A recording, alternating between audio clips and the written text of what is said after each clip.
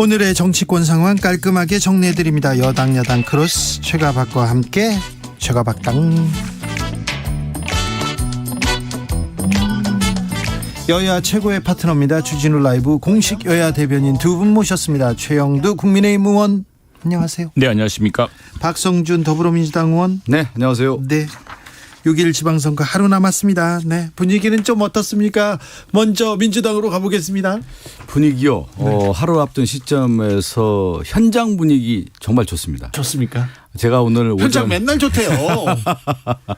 아니 좋아요. 실제 좋아요. 아, 네. 아니 제가 며칠 전에 한 이틀 전이었군요. 그 모 이제 일간지 기자가 그 송영길 후보와 이제 동행 취재가 왔습니다. 네. 깜짝 놀라는 거예요. 왜요? 현장 분위기가 너무 좋으니까. 뜨거우니까 이럴 줄 몰랐다. 그런데 여기만 그러냐 아니다. 다 다녀보면 다 좋다. 네.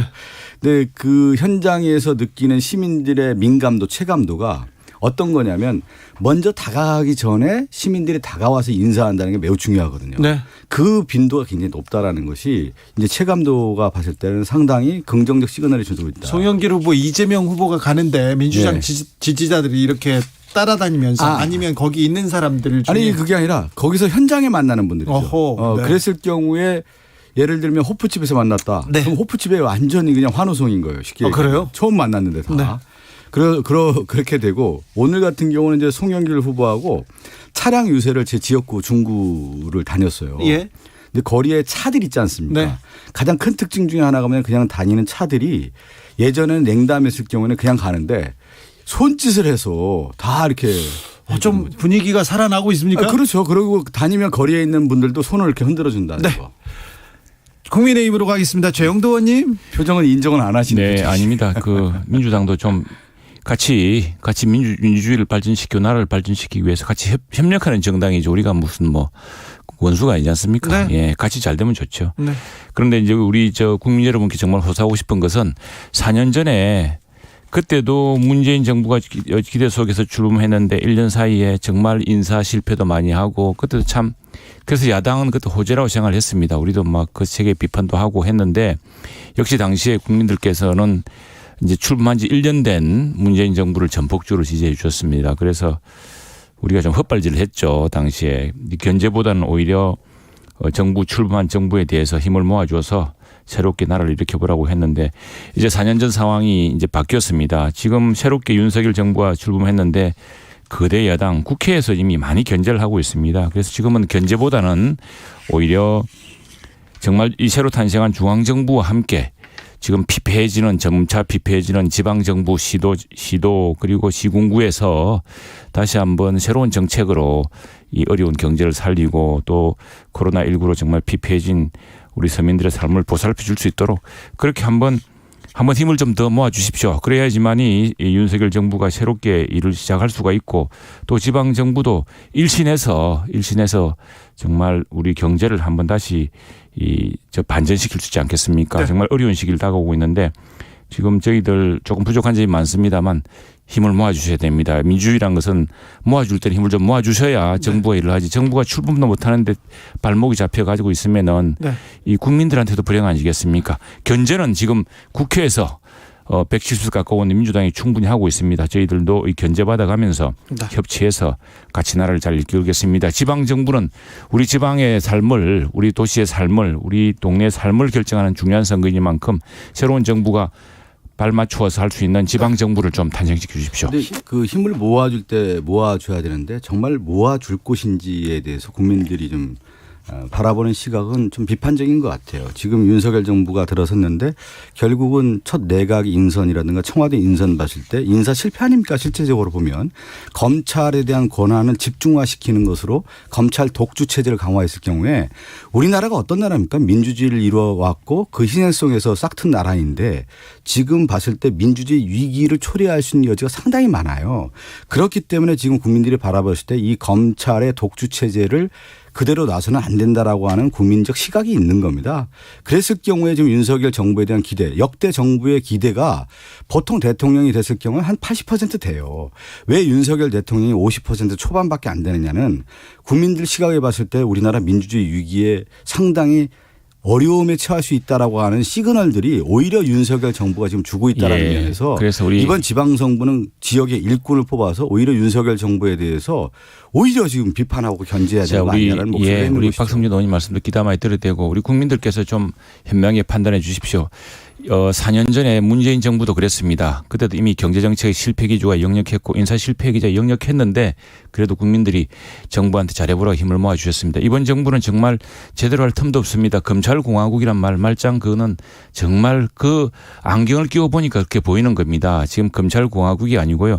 지난번에 지금 검수완박에서 검찰의 수사권을 다 뺏는 나라 아닙니까? 지금 검찰이 해야 될 최소한의 역할, 경찰의 수사를 보완하고 해야 될 그런 역할을 지난번에 20초, 30초 만에 법안을 통과시켰던 분들이 이번에 대선 때 같이 약속했던 추경 심사할 때 정말 며칠씩 국민의 애를 태우셨습니까? 이렇게 하는 것 충분히 견제받고 있습니다. 그래서 이 협치가 아니면은 이 나라 윤석열 정부 한 발치도 못 나가는데 지방 정부는 우리 각 시도에 사시는 시민들, 서울 시민들, 경기도 도민들 또 우리 경남 도민들이 한번 보십시오. 지난 4년간 5년간 나아졌는지 우리 GRDP는 어떻게 됐는지 우리 경제는 어떻게 됐는지 비전 매일 2천억씩 쌓여서 지금 400조가 더 쌓였습니다. 그런데 우리 국민들 삶 나아졌습니까? 이제는 새롭게 일할 수 있는 사람들한테 새로운 기회를 좀 주십시오.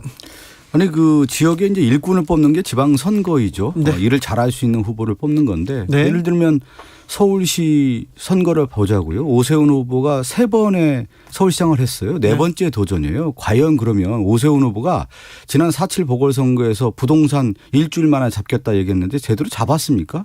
정치적 수사입니까 이것은? 외교적 수사인가요? 그리고 또 하나가 뭐냐면 준비된 미래라고 얘기를 했는데 저는 오래된 과거로 퇴행적인 후보가 오세훈 후보라고 생각이 들어요. 지금 보면 한강 르네상스, 디자인 서울, 무슨 용산 국제 이런 것들이 과거에 상당히 10년 전에 봤던 그런 네. 정책들을 내놓고 있기 때문에 네. 그리고 이제 그와 반면에 이제 송영길 후보는 글로벌적 시각에서 서울시를 이끌겠다라고 하는 청사진을 제시를 하고 있는 네. 것이죠. 확실하게 다른 선을 보여주고 있기 때문에 지역에는 누가 더 일꾼이냐라는 것을 기준으로 봤을 경우에는 그 일꾼에 맞는 선거를 해야 되는 것이죠. 박성준 의원님 선거운동 너무 열심히 했어요. 그렇죠. 저희 얘기를 하루에 100번씩 하고 있기 때문에 너무 몰입하셨어요. 앞뒤에 딱딱 이렇게 떨어져요. 라인이 떨어집니다. 저는 오히려 이제 우리 서울 시민들에게 정말 좀 당부드리고 싶습니다. 네. 오세훈 시장이 일을 하고 싶어도 서울시 의회가 민주당 일색입니다. 110명 시의원 중에서 이 오세훈 시장을 편드는 의원은 10명도 안 됩니다. 지금 우리 당 그것밖에 안 됩니다. 네. 이 시의회가 너무 기울어 있으니까 시장님을 할 수가 없습니다. 오세훈 시장요. 일할 기회도 못 가졌습니다. 오세훈 시장 지금 오세훈 시장이 그나마 했던 그런 랜드마크 같은 걸 보면은 사실 이게 CNN이나 뉴욕타임즈 같은 데서 세계에서 가볼 100가지 현장 세빛둥둥섬. DDP, 예, DDP 같은 것이죠. DDP 같은 거. 그다음에 세빛둥둥섬은 아니고요. 네. 세빛둥둥섬도 있습니까? 아닐 거예요. DDP는 분명히 있어요. DDP. 예, 예. 네. 그리고 결국 서울의 글로벌 경쟁력을 갖추려는 노력을 해야 되는데 이번에 시의회도 좀 우리 좀 균형을 잡아주셔서 일 좀 하게 해주십시오. 네. 이게 치열합니다. 이렇게 점잖하게. 제가 일 좀 하게 점잖하게 해주십시오. 여야가 지금 뭐냐면 뒤바뀌어가지고. 시의회도 좀 우리가 모아주십시오. 항상 정치를 할 때 남 탓하지 않습니까? 그러니까 오세훈 후보가 지난 4.7 보궐선거에 할 때 기회를 주지 않았어요. 보면 정치의 리더십은 어디에서 확보가 되냐면 비전력인 거예요. 일의 실행력에서 나올 수가 있는 건데 네.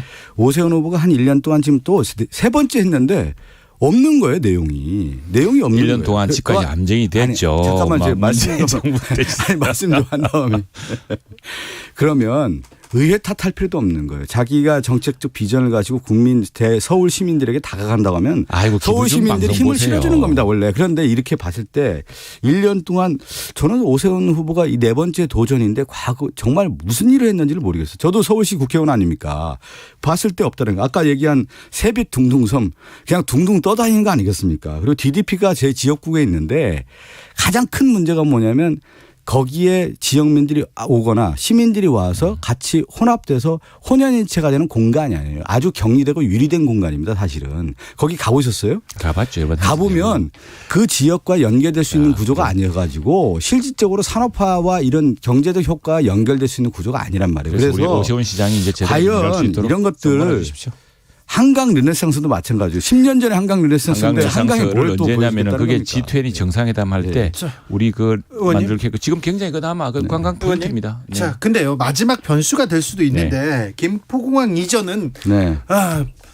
실제 시민들은 어떻게 받아들입니까, 박성준 의원님? 저는 이렇게 봐요. 우리가 이제 이걸 큰 차원에서 한번 볼 필요가 있는 건데 과거에 이제 박정희 정권에서 이제 산업화라고 하는 것이 뭐냐면 한강의 기적 아니겠습니까? 한강 벨트였단 말이에요. 강북에서 이제 강남으로 넘어가는 영동 대개발, 그것이 이제 강남 대개발을 통해서 실제 서울의 이제 지형이 이제 완성된 거 아니겠어요?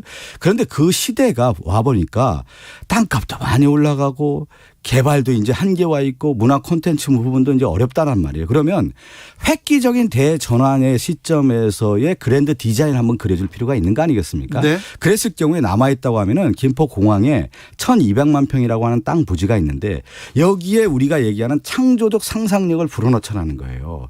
인천공항이 있는 상황에서 올림픽대로와 강변북로를 지하화해서 인천공항까지 연결을 하고 그것이 그러면 강남까지 연결이 되기 때문에 공항 접근성도 있는 거고 그 안에 뭐냐면 우리 지금 서울의 가장 큰 문제인 부동산 공급에 대한 문제가 있는데 거기에 1200만 평에 한 40만 호 공급 정책을 내세운다고 하면은 거기에 문화 인프라, 교통 인프라 실질적으로 미래 비전의 도시까지 갖출 수 있다라고 하는 그림을 그리는 건데 이것이 단기 프로젝트가 아니라 과거에 우리가 도시의 프로젝트라고 하는 것은 10년, 20년의 청사진을 그려야 되는 거 아니겠습니까? 저는 그런 차원에서 오세훈 후보가 단기적인 정책만 내놓았지 서울의 큰 그랜드 디자인을 그려보지 못했다라는 거예요. 그런 차원에서 초장기 프로젝트로서의 서부 대개발이라고 하는 부분을 송영길 후보와 이재명 후보가 이제 내세웠다라는 거죠. 3시간 동안 얘기할 것 같아서 여기서 자제하겠습니다. 얼마든지 자, 얘기할 수 최영도 있습니다. 자, 이재명 후보가 이 참 간디가 이야기한 7대 악 중에 원칙 없는 정치가 최대 악이라 그랬습니다. 원칙 없이 지역 옮겨서 방탄해 보려고 들어갔다가 지금 마구 내뱉고 있는데 이 전부 다 틀린 말입니다. 자, 지역에 사신 분들은요, 공항이 얼마나 중요한지 압니다. 그나마 있는 지금 서울 사람들은 김포공항으로 지금 저 외국으로도 셔틀로 빨리 갈 수 있고 도쿄도 있고 그다음에 지역으로 자주 갈 수 있고 저만 하더라도 오늘 오전에 당장 12시에 김해공항에서 비행기 타고 올라와서 방송 가고 우리 회의를 맞출 수가 있었습니다. 이 공항이라는 것은 지역 사람들한테 또 서울에서 거점하는 사람들한테 굉장히 중요한 거점이고 이 서울 사람들은 몰라요. 수도권 사는 사람들은 서울 사람들은 이 저 지역에서 전부 공항 지어달라고 크게 가장 큰 민원입니다. 그런데 자 워싱턴 DC 볼까요? 우리보다 훨씬 작은 도시지만 거기만 해도 가까운데 공항이 3개, 4개입니다. 4개입니다. 군속공항 치면은. 자, 우리 그나마 인천공항 굉장히 멉니다. 어떻게 20분 걸립니까? 지금 고속철도도 없는데 1시간 이상 걸리고 차로 가면 얼마나 많이 걸리는데요. 지금 우리가 서울의 글로벌 도시 경쟁력을 놓은 도시고 이런 것이고 지금 소음 문제라든가 이런 문제는 첨단 비행기 새로 나오고 비행기 규모가 작아지고 하면서 점점 친환경 비행이 나오면서 그 해결이 됩니다. 공항 인프라는요 글로벌로 가고 다시 우리가 도시가 더 발전하기 위해서도 더 필요한 재원이고 지방에서는 공항 만들자고 지금 4월 걸리는 사안 아닙니까? 그런데 이거 아무 생각도 없이 민주당에서 검토했다가 안 된다고 했던 사안을 갑자기 들이대 가지고 지금 한때 장사 보려고 같은데 그랬더니 저쪽에 또 김동연 지사 후보께서는 저 성남공항을 김포로 옮기시겠다 그러고 제주도에 계시는 우리 제주도 저 민주당 후보님은 제주 사람들 제주 관광 망치려고 그러냐 그러고 지금 이게 서로 앞뒤 맞지 않은 일을 선거 때 이렇게 해서 되겠습니까? 원칙 없는 아니, 정치가 망친 큰 폐해라고 생각합니다. 그 이제 보수의 원류라고 하는 이제 박정희 대통령이 그 역사를 보면요. 1930년도에 만주 군관학교로 가요. 네. 그 당시가 뭐였냐면 만주가 새로운 개척지였어요. 르네상스였어요. 네, 네. 그때 이제 그 국토 개조라고 할까요? 어떻게 도시 개발을 하느냐에 대한 관심을 갖게 됐는데 그것이 이제 그 생각이 한국의 산업화에서의 경부고속도를 내는 가장 결정적 계기가 된 겁니다. 실질적으로. 그것이 이제 더 나아가서 서울을 개발하는 그림이었는데 지금 이제 저는 그런 차원에서 좀 접근했으면 좋겠어요. 창조적 상상력이라고 하는 부분을 이제 서울을 이제는 땅에서만 바라보는 서울이 아니라 정말 서울 수도권이 서울에서 바라보는 어떤 조망하에서의 그랜드 디자인을 그려야 되는 건데 아까 이제 최영두 의원님께서 영종도 얘기했는데 이게 단기전에 지금 이전하는 게 아니고 네. 실질적으로 얘기하는 철도라고 하는 도시 계획이라는 게 있지 않습니까? 그래서 GTX D노선이라고 하는 것이 영종도부터 강동 송파까지 다 이어지는 쪽으로까지 지금 계획이 있지 않습니까? 그런 차원. 또 하나 지금 이게 도로적인 측면에서도 다 연결되는 거기 때문에 이런 차원에서 이제 서울을 하나의 서울 지역이 아니라 글로벌적 시각에서 서울을 바라보는 측면에서 서부 대개발이라고 하는 것을 이제 공론화해보고 30시간 할 것 같아요. 예, 자, 장기화 자, 이 보십시오. 프로젝트로 제안을 해보자는 것이죠. 공항이라는 것이 네. 공항이라 여러 군데 있어야 됩니다. 여러 군데. 자, 워싱턴 보면 덜레스 공항이 있죠. 레이건 공항이 있습니다. 가까운데 볼티모어 공항이 있습니다. 앤드류 공군기지 있습니다. 네 군데 있습니다. 작은 그 워싱턴 DC도. 왜 그러냐면 공항이라는 것이 여러 가지 저 바다와 또 내륙과 이런 곳이 있어야지만이 국제적으로 빨리 근접하고 또 수도의 기능이 있는 거 아니겠습니까? 그래서 지금 있는 공항의 기능을 잘 살리고 그것을 좀 더 친환경으로 하고 그 주변 개발을 하는 것이 중요한 것이지 또 10년, 20년 걸릴 일을 갖다가 지금 개항 선거 급해서 하루 이틀 사이에 그래 민주당 내에서도 말도 맞지 않은 이야기를 합니까? 지금 이게 원칙 없는 정치의 큰 폐해 아니겠습니까? 속보 전해드리겠습니다. 질병관리청에서 원숭이 두창 관심 경보 발령했습니다. 법정 감염병으로 지정을 추진한다고 합니다. 자. 김포공항 이전 얘기는 그만하겠습니다. 그만해요? 최영두 의원님께서 이거 박사기 지금 노리는 것 같아서 안 되겠습니다. 안 됩니다. 저한테 이길 수 없습니다. 저는. 대통령 집무실 방문한 김건희 여사 사진 계속 얘기 나오는데 이걸 짧게 정리해 주십시오. 어떻게 보십니까? 최영두 의원님. 그래 우리나라 대통령실도 그렇고 또 우리 문재인 대통령도 소셜미디어를 통해서 가족들도 그렇고 이렇게 많이 하는데 이 대통령과 대통령 가족의 소셜미디어를 어떻게 할 것인가 이건 국제적 과제 같습니다. 같은데 앞으로는 제가 볼 때는 뭐 그냥 저 지금 초기에 이제 우리 대통령 부인 네, 그 활동이라든가 이전에 그걸 없애버렸지 않습니까? 우리 대통령 공약, 선거 공약으로 지금 없앴는데 뭐 활동 안 하겠다고 했죠. 했는데 그 뭐 집무실을 했던 거는 사실은 뭐 이번에는 그냥 워낙 그게 제 시민들의 관심이 크고 해서 나온 것 같은데 제가 생각해도 대통령실에서 전속 포토그래프가 이 사진을 찍어서 그걸 공유하는 것이 좋지 이렇게 뭐 개별 채널로 소셜미디어를 알려지는 것은 팬카페는 국민들이 저 궁금증이나 국민들의 관심에 대해 적극 부응하는 태도도 아니다 생각합니다. 그러니까 가장 큰 문제가 뭐냐면 우리 김건희 여사님의 특징 중에 하나가 뭐냐면 공사 영역이 구분이 안 되는 거예요. 에이 그렇게 나갈 일은 아니고 뭐 말만 하면 무슨 아니 뭐 뭐냐면 아니 그건 매우 중요한 거예요.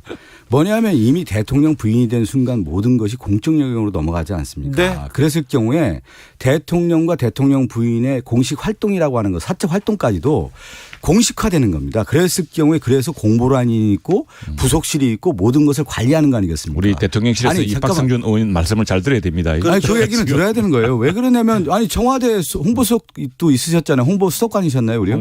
홍보기획관을 했다라는 것은 대통령과 대통령 영부인뿐만 아니라 그의 가족 모든 것까지 관리를 해서 그렇죠. 공보 라인을 거쳐야 되는 거예요. 사적 공간이 아니지 않습니까? 그 10년 사이에 소셜미디어가 너무 발전해가지고 그때는 없던 문제가 생겼습니다. 그렇습니까? 아니 저는 최영두 의원님이 뭐, 이 부분은 제가 얘기하는 걸 떠나서 이거는 왜 그러냐 청와대 근무하셨던 분들이 운영위원회에서 다 아는 거 아니겠어요? 잘좀 가이드 얘기를 해야 돼. 가이드라인에 제시를 해야 되는 거. 이것이 그냥 단순하게 내가 행동해서 사진 올린다. 이거는 개인의 사생활인 것이지 이거는 대통령 영부인의 사생활이 아니지 않습니까? 이것은 그런 측면에서 이걸 접근해야지. 우리 저 박성준 의원이 더 이상 걱정할 일이 없도록 그렇게 하겠습니다. 그러니까 아니 왜 그러냐면 최영두 의원이 청와대까지 근무를 하셨기 때문에 이건 너무나 잘하는 거예요. 그렇죠. 지금 대통령실이 돼서 청와대랑 달라 청와대가 없어져 버렸어. 아니 그럼 청와대하고 용산 집무실하고 다르게 행동하는 겁니까? 그렇게 아닌 거 아니겠습니까? 청와대 홍보 기획비서관이셨으니까 이것도 좀 물어볼게요. 아니 그러니까 예, 대통령의 말도 그렇고 모든 게 공보라인을 다 거치지 않습니까? 그러면 그거는 하나하나가. 그런데 지금 이게 워낙 파장이 크기 소셜미디어 우리 문재인 대통령께서도 트위터 좋아하시고 했지만 미국 대통령실에 보면은 제일 큰 고민이 에스퍼 국방장관의 그 해고록에 나왔습니다만 국무회의 거치지 않은 걸 대통령이 막 그냥 트위터로 날려버리니까 주한미군도 철수하겠다고 이렇게 발표할 뻔했지 않습니까? 이게 참 큰 국제적인 문제로 국제적인 문제입니다. 네, 그리고 이제 국내에서는 문제가 없도록 하겠습니다. 하나 말씀드린 건 이 그 사생활 영역을 너무 국민에게 공개하는 게 국민 친화적인 것만은 아닌 겁니다. 그래서 그게 오히려 그게 사생활에 할 수 있습니까? 아니 그러니까 뭐냐면 한번 대통령 집무실을 방문해 보시는 건데 뭐 그렇게 이제 얘기할 수도 있지만 그런 것들이 오히려 우리가 이 논의를 하고 토론하는 이유 중에 하나가 문제가 되니까 하는 거 아니겠습니까? 이런 문제가 자체를 오히려 원천 봉쇄를 해야죠. 그게 이제 제가 볼 때는 그렇습니다. 뭐 이번에 큰 교훈이 됐을 겁니다. 네. 윤석열 대통령이 이동관 전 청와대 홍보수석을 특보로 이렇게 임명했습니다. 머리가 아프십니까? 아니 머리 아픈 게 아닌데 질문지를 보니까 이게 무슨 언론중재법 무슨 관계가 있어요? 아니 언론중재법하고는 상관없는데 그거 네. 어떻게 보세요? 우리 이동관 최영두 의원 눈빛을 제가 읽었습니다. 이동관 특보가 동아일보 정치부장도 하고 정치부하면 역대 정부에서 이게 입이 아니라 사실은 저 어떤 정치적인 참모였습니다. 참모. 그렇죠. 예. 굉장히 언론을 그렇습니다. 네. 그럼 뭐 언론 관계 없고 정치적인 참모고 어떻게 보자면은 정무 특보 역할을 하실 수 있는 분이라고 생각하는데. 굉장히 힘이 있었죠. 예, 아니 그래서 오히려 기가 되어서 윤석열 대통령에게 시중의 여론도 전하고 그다음에 정치적인 어떤 협치를 위한 우리 박성준 의원님과도 만나서 여러 가지 이야기도 듣고. 별로 만나고 싶은 생각인데. 아이고 만나 주셔야죠. 이명박 정부 시절에 이동관 아니 전 수석. 최영두 의원님. 네. 네. 우리가 이제 용인술이라는 게 있지 않습니까? 그 대통령 윤석열 대통령의 용인술을 보면 결국 지금 보면 이제 좀 걱정스러운 것 중에 하나가 뭐냐면 이명박 정부에 있었던 사람들을 쓰는데 주요 요직을 쓴단 말이에요. 그러니까 아니 우리 지금 아니 잠깐만 좀 듣고 문재인 얘기해서 저 노무현 대통령 사람도 총리로 임명하지 않습니까? 아니 좀 들어보십시오. 아니 그러면 그때 결국 윤석열 정정해야지. 대통령이 새로운 시대에 대한 얘기를 계속 했단 말이에요. 그런 가운데 이명박 전 대통령의 그림자가 윤석열 대통령에게 씌워지는 겁니다. 그래서 이명박 정부의 제2 아바타냐 뭐 이런 얘기까지 나오는 거 아니에요. 그랬을 경우에 오히려 부담을 주는 거기 때문에 저는 쓸 사람 얼마나 많습니까? 언론인 출신 중에서도 뛰어난 분들도 많이 있고. 그런데 최영두. 최영두 의원뿐만 아니라 나는 국회의원이어서 가면 안 돼. 아니요, 근데 그거는. 그렇지는 않지만 최영두를 쓴다면 뭐 마다하지 않죠. 박성준 아니 저는 의원도. 명령이 이제 부족하죠. 아니 이렇게 근데 봐요. 그 아니 제가 여기 한 말씀만 해도 최영두 의원 좀 얘기해 주세요. 예. 윤석열 대통령을 도왔던 캠프에 여러 언론인 출신들이 많을 겁니다. 그러면 거의 뛰어난 사람도 많아요. 할 수 있는 사람도 많고. 근데 무슨 이동관 특보죠, 특보를 이번에? 임명함에 따라서 오히려 저는 윤석열 대통령을 만들었던 그 내부에 분열적 요소도 매우 강할 수 있다라는 거예요. 그것이 오히려 윤석열 대통령이 부담될 수 있는 여지도 있는 거예요. 제가 볼 때는. 이명박 네. 정부의 언론 정책 굉장히 좀 네. 과격했고요. 언론 장악 아니, 이제 이분이 시나리오대로 그래서 굉장히 그때 무리한 검찰 수사 그리고 무리한 정치적 판단 계속 됐었는데 그런 우려는 언론계에서 계속 나옵니다. 이분이 이제 오늘 보니까 지금 이 질문을 보면 대외협력특별 보좌관. 그래서 우리 이 이동관 특보를 만나 보시면은 굉장히 친화적이지 않습니까?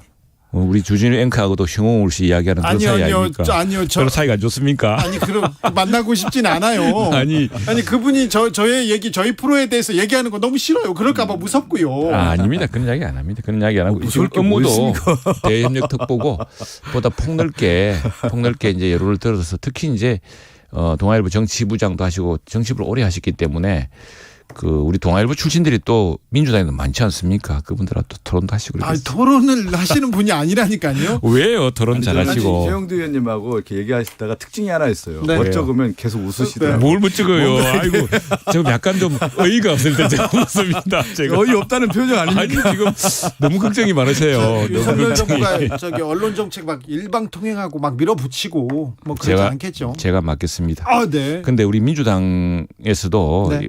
언론 정책에 대해서는 조금 규정 잡혀서 좀 해주셨으면 좋겠습니다. 그 언론 너무 개혁에 걱정이 대한 많아요. 얘기가 나오다가 그냥 멈췄어요. 그죠? 그렇죠. 이제 뭐냐면 아유불급이라고 지난번에 우리 문체위에서 차근차근 논의하고 안건 조정위원회 했으면 잘 끝났을 일을 결국에는 얹혀가지고 아무것도 못하고 국제적인 오명만 쓰지 않았습니까? 좀 같이 좀 협치하셔야 돼요. 저는 항상 우리가 여야 바뀌면서 공수가 아이고, 교대되고 있지 않습니까? 그런데 뭐냐면 그 사실관계가 분명한 이야기. 아니 뭐 제가 그 전장에 있었잖아요. 저 얘기 좀 하고 하세요.